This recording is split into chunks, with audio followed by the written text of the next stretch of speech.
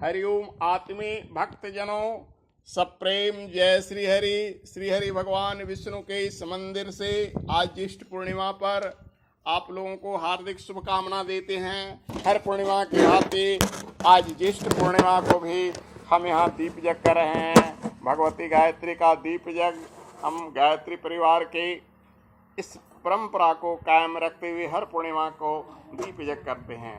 आज की पूर्णिमा कबीर साहिब की जयंती है। कबीर बाबा को संसार में कौन नहीं जानता है। वे ऐसे सिद्ध संत पुरुष थे जो हिंदुओं ही नहीं मुसलमानों को भी डांटा फटकारा करते थे। जहाँ हिंदुओं को कहते थे कांकर पात्र चूर्ण के, हिंदुओं को कहा करते थे, मुसलमानों को कहा करते थे कांकर पाथर चून के मस्जिद लियो बनाए। इससे तापर मुल्ला बाग दे क्या बहरा हुआ खुदा है। खुदा को लोग कहता है ना, हल्ला करके बोलता है, तो क्या तुम्हारा खुदा बहरा है। तो वहीं हिंदुओं पर भी कम प्रहार नहीं करते थे। कहते थे पाहन पूजे हरि मिले तो मैं पूजूं पहाड़, इससे भला चक्की कूट खाए संसार। माने पत्थर को पूजने से अगर भगवान मिलते हैं तो मैं पहाड़ को ही पूजता हूँ, क्योंकि पहाड़ तो बड़ा पत्थर है ना, इससे तो चक्की भली है कि कूट खाए संसार। ऐसा नहीं कि कबीर नास्तिक थे, कबीर आस्तिक थे, मूर्तियों को नहीं मानते थे, लेकिन वे भी राम भक्त थे, रामानंद के शिष्य थे।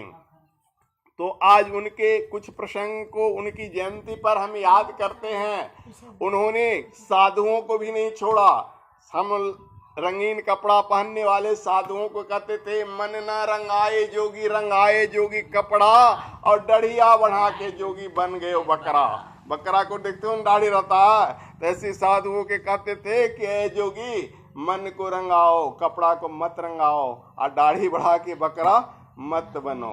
उतना ही नहीं, आगे भी कहते हैं कामा जराए जोगी बन गए हो हिजरा। जो उम्र तुम्हें पति पत्नी के साथ सुख करने का है, उस उम्र में पत्नी को त्याग कर जो सन्यासी बन जाता है उसको फटकारते थे कि अरे मूर्ख, तुमने विवाह किया, अपनी पत्नी के साथ नहीं रहा, तो क्या काम को जलाकर हिजड़ा बन गया।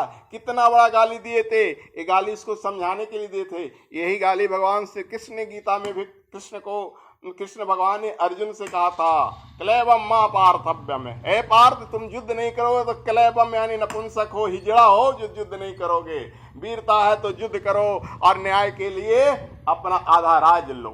यानी युद्ध करना भी धर्म है, वो धर्म युद्ध है ना। अपनी किसी को हक नहीं मानना चाहिए और नहीं अपना हक किसी को देना चाहिए। अपनी संपत्ति पर कायम रखना चाहिए। है न्याय अगर तो आधा दो, इसमें भी यदि बाधा तो दे दो, केवल 5 ग्राम रखो अपनी धरती तमाम कहा गया है। तो आइए एक सुंदर सा दोहा कबीर बाबा की कहते हैं निंदक नियरे राखिए आंगन कुटी समाय, अब बिन पानी साबुन बिना निर्मल करे सुभाय। जो निंदा करता है, जो खरी खोटी बात करता है, उसको कहाँ रखने के लिए कबीर बाबा बोले हैं अपनी अंगना में कुटिया बना के। कोई रखेगा आजकल आपकी निंदा करेगा उससे तुरंत फाड़ा बांध के औरतें को देखते हो ना, लड़े कि हमारा बारे में कहनी है, तुरंत लड़ने के लिए सोच देती है। मर्द भी उससे कम नहीं है। अगर कोई कह दिया कि फलानमा बाबू आपके बारे में ऐसे बोले, हाँ तुम मेरे बारे में क्या कहा, लेकिन कबीर बाबा ने कहा नहीं, निंदक जो तुम्हारा निंदा करता है वो तुम्हारे आंगन में रहने लायक है। जैसे साबुन डिटर्जेंट इस वस्त्र को साफ करता है, वैसे उस निंदक से भी हमारा मन साफ होता है। कैसे साफ होता है, अगर वो बुराई करता है तो यदि उस बुराई में कुछ सच्चाई पाया जाता है, जैसे अगर हम चोर हैं तभी न चोर कहेगा, अगर हम चोर नहीं हैं तो निंदक अगर चोर भी कहता तो हम चोर नहीं हो जाएंगे। लेकिन यदि निंदक कहता है कि हम चोर हैं मान लो, तो हम अपनी आत्म की समीक्षा करें कि चोर है कि नहीं। यदि निंदक कहने वाला कहता है कि तुम बेईमान हो, तो तुम अपनी समीक्षा करो कि किसी का हक तो नहीं मारे हो। एक तरह से निंदक जो होता है ना, वो क्या होता है, साबुन होता है और आपकी गंदगी को दूर करता है। इसलिए कभी निंदा करने वालों से लड़िए मत, कभी निंदा करने वालों से झगड़िए मत।